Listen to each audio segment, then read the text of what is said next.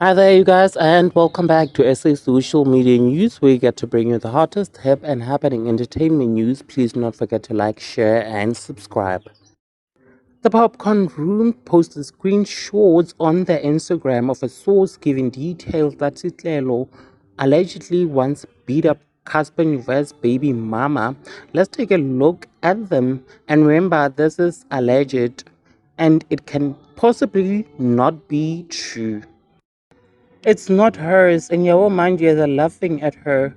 Mom Kiza told her to leave the apartment she's renting for her by month end. Cause before she posted she's not coming to even with an axe, and she attacked bags and Andile and broke windows. It's about 200 Ks to fix them. Her and Pumlani with a bottle even. The source posted this after Andile bought Sithelo a Akuko's Tembu, they broke up. Andile even asked the bouncers at Envy to throw Stella out. Wow, that's sad.